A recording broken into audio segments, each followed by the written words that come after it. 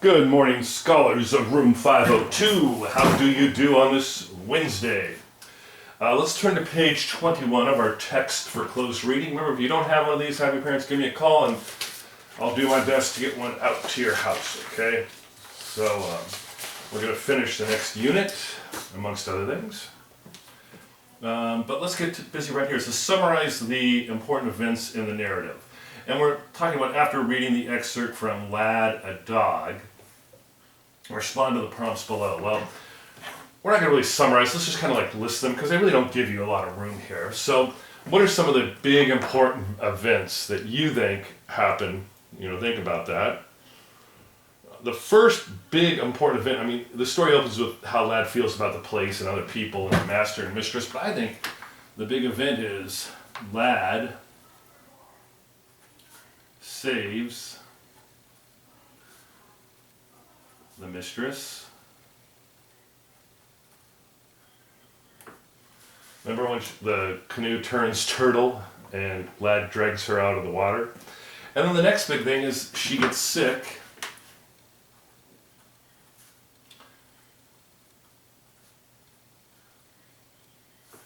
And then I think the other key event is that Lad gets to stay. All the other dogs have to go off of the place, but Lad gets to stay home.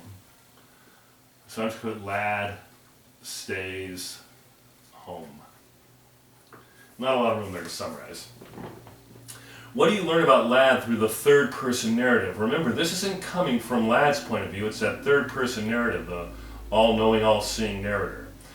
So what do we know? Well, I think we know that Lad is what? When he saves the mistress, he's brave.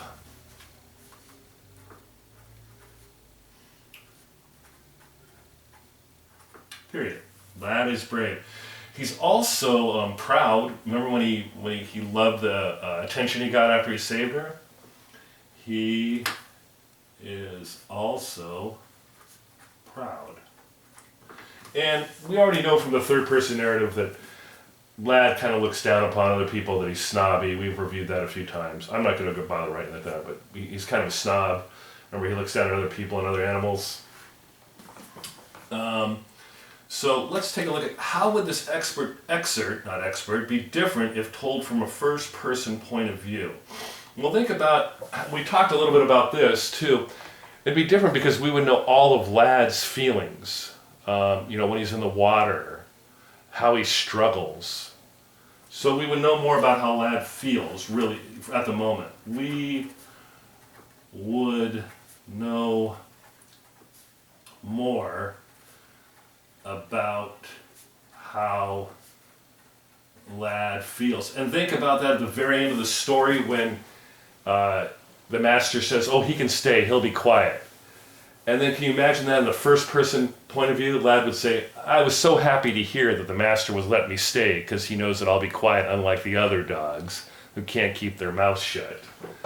That would be something that Lad would no doubt say. Oh, what do you mean the other dogs that can't keep their mouths shut? Well, the other dogs at the place, the doctor asked them to leave because they wouldn't be quiet like Lad would be. Oh, so you're saying all other dogs except Lad can't keep their mouth shut, they just keep talking and talking, and they don't know when to stop, and they keep making noise all the time, and they bark and they yap, and they talk about parentheses. Yeah, something like that. It'd be hard to get better with a dog like that around. Oh, I see, I understand the story very much now. Okay, thank you very much, Matt. Case in point, we could say. And let's look at our reflect. What do we learn when we look at the world through the eyes of others? That's our essential question. Based on this week's text, write down new ideas and questions you have about the essential questions. Well, what do we learn when we look at the world through the eyes of others? I think the big thing is when we look at the world through other people, is we have a better understanding of how they feel. We have a better understanding of how they feel. And you can write down something different if you have a different question, like you might have a question about third person or first person or another idea. That's fine too. So now let's head on over to our vocabulary.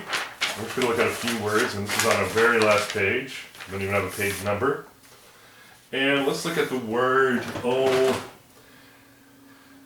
how about, let's start with the words that we didn't review when we read Here Boy. And that would be, we're looking at the page numbers. So the first page number is page 4, and that is skidded. S-K-I-D-D-E-D.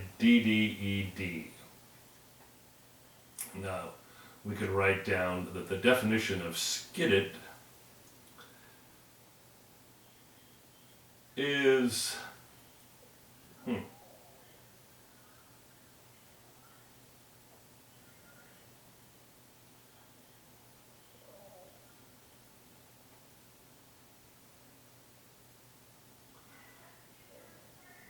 okay, well,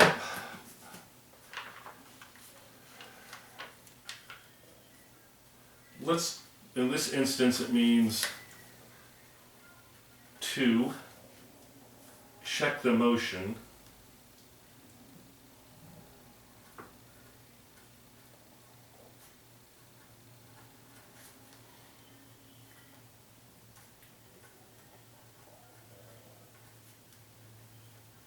off with a skid. So let's go ahead and write a sentence here. So to check the motion off with a skid, she skated, oh, not skated, she skidded. It's kind of a funny word. She skidded her skates.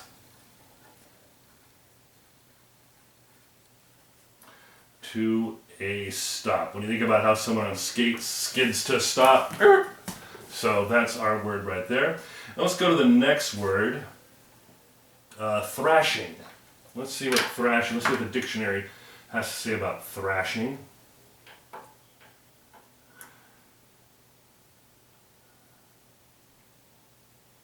I'm using an online dictionary. Thrashing.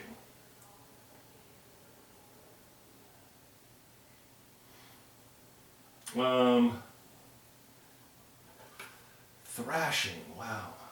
I don't think that that's how this is used. Thrashing about. Let's go to the thrash. Okay, in this instance it means to toss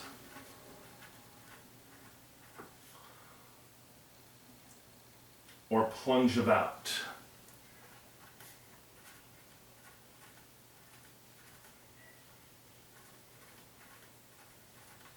Okay, to toss or plunge about. And what sentence can we use with that? How about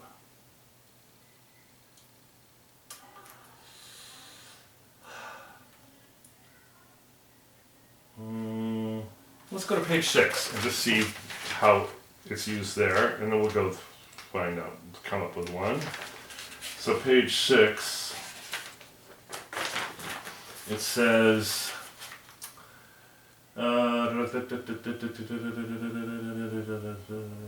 okay, she heard them thrashing and screaming in all the wreckage, and one looked just like Misty. So this was Maureen's daydream. She heard them thrashing and screaming in the wreckage. So they were thrashing about. Okay, so let's go ahead.